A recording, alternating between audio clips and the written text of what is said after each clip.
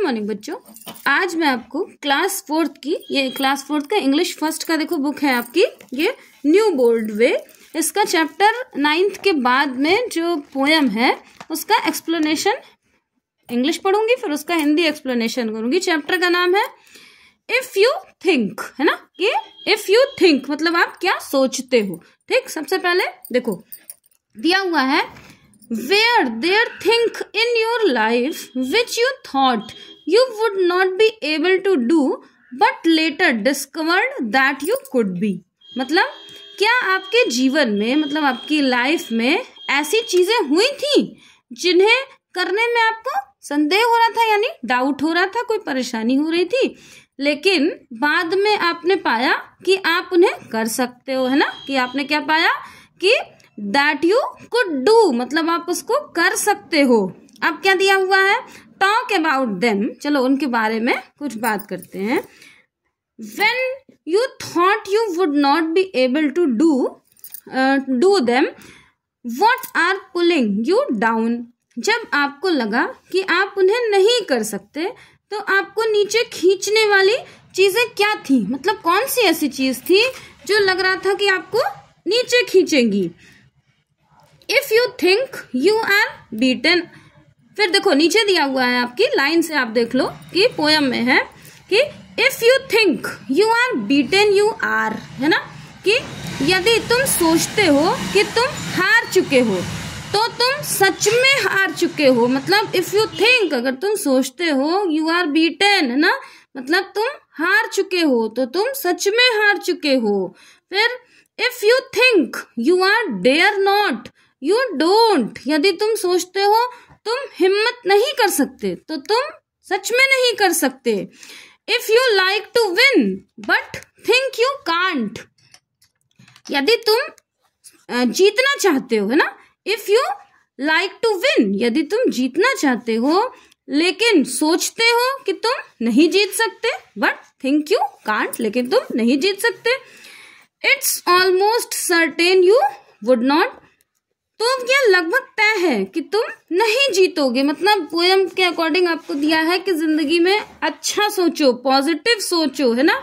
Next line है आपकी if you think you will lose you are lost, यदि तुम सोचते हो कि तुम हार जाओगे तो तुम पहले ही हार चुके हो। मतलब जिंदगी में कभी भी आपको हार नहीं माननी चाहिए।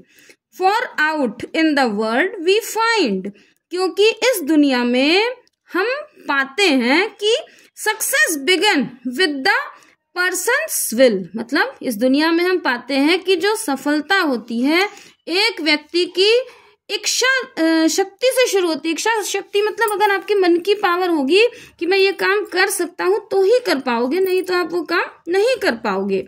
It's all the state of mind, यह सब आदमी के मन पर, स्टेट ऑफ माइंड, मन पर डिपेंड करता है ना।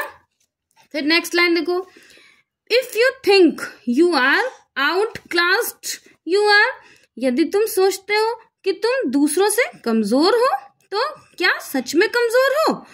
फिर तो तुम सच में कमजोर हो जाओगे, है ना।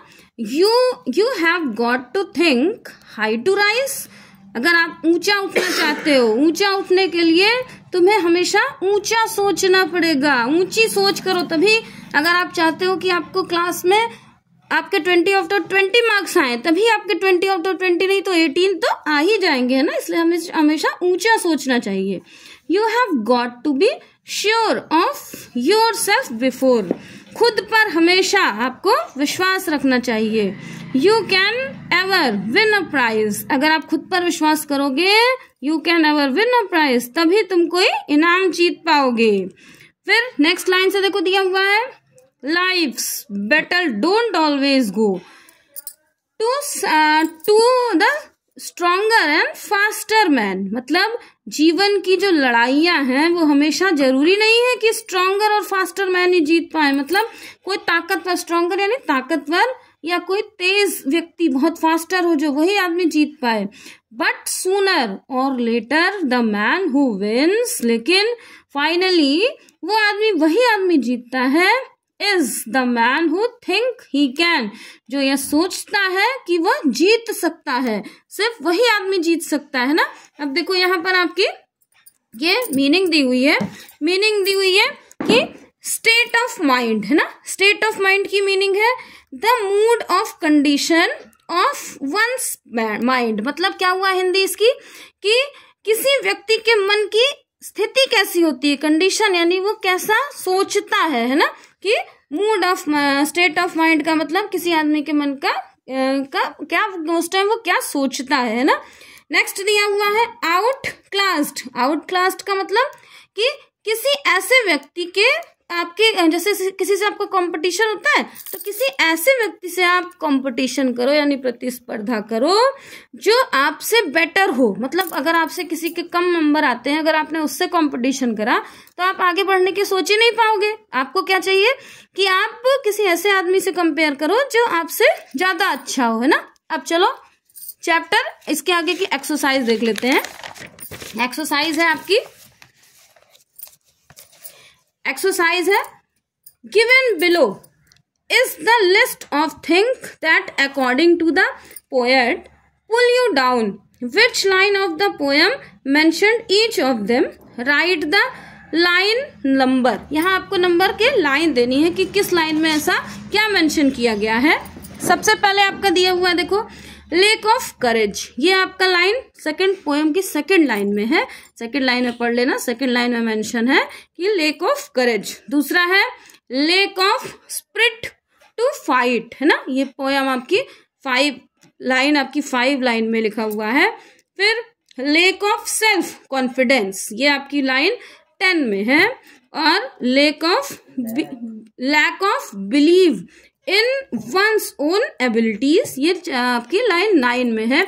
इसको एक्सरसाइज आप पुट कर लेना, है ना, और समझ भी लेना। फिर देखो सेकंड क्वेश्चन है which are the factor that the poet think will help you achieve success and list them below. Also write against each the number of line in the poem where each one is mentioned. एक इन्होंने mention कर दिया है poem के according. पहला क्या दिया हुआ है डिटर्मिनेशन, डिटर्मिनेशन लाइन 7 में है आपका। दूसरा पॉजिटिव थिंकिंग, मतलब आपको हमेशा अच्छा सोचना चाहिए, ये लाइन है आपकी 8 में। ऐसे आपको लिखना है और लाइन 8 लिख देना है कि 8 लाइन और लाइन 8 देख लेना कौन सी है, वो लाइन भी लिख देना, है ना। फिर सेल्फ कॉन्फिडेंस, ये लाइन आपकी 10 की है। और बिलीफ इन वन सेल्फ, ये लाइन 14 में है आपकी, है ना। फिर देखो दिया है complete the following sentence using idea from the poem. पहला दिया हुआ है it is almost certain that you will not win if.